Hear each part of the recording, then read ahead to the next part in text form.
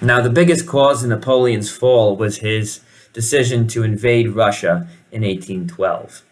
And he had formed a negotiated peace with the Tsar, the ruler of Russia, in 1808.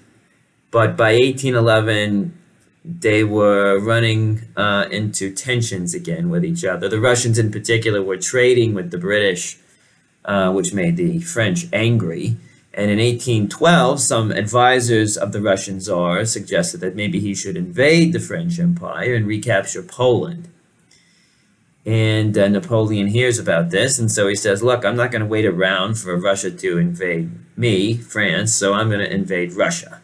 And he begins to recruit what was called his Grande Armée, his 450,000 man army, the largest army had yet been assembled in Europe. Enormous, 450,000 men. And he's going to travel with these men into the heart of Russia and conquer it. That's his plan anyway. Now the problem is that Russia is enormous, right? And so Napoleon sets out in June of 1812 into Russia with his grand army. And the Russians know that all they have to do is lure Napoleon into the heart of Russia and trap him there in the dead of winter, and everything's going to collapse for him. So the Russians very cleverly do not engage with Napoleon in battle as he's crossing the border into Russia.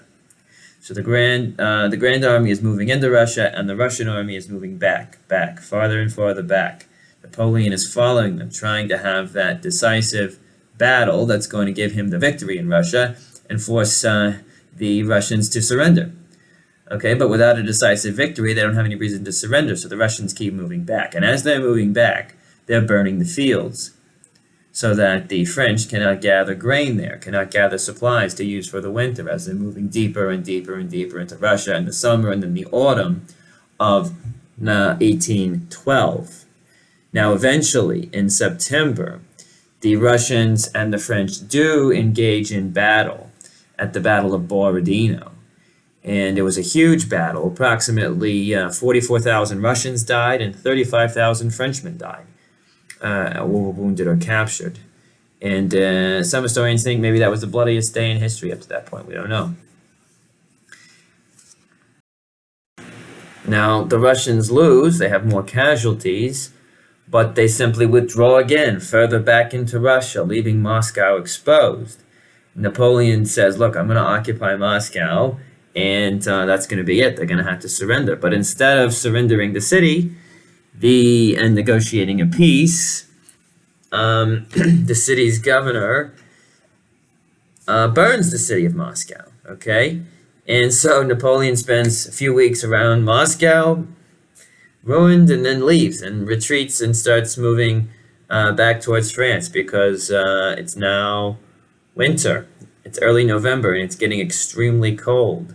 And he knows, look, this is not going to be good. We don't have the resources to make it back to France before the dead and worst part of winter hits, all right? So already by then, the army is marching through snow up to their knees. And on the night of 9th November, on one night alone, you had 10,000 men and horses freeze to death on one night. That's how bad it was. Okay?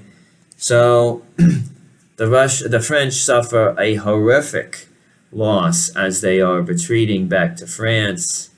And the army that had begun with 450,000 men gets back into French territory with only 40,000 men. Okay? And so the French army, the Grand Army, the great pride of Napoleon's empire, had been essentially decimated by this disastrous attempt to invade Russia in 1812.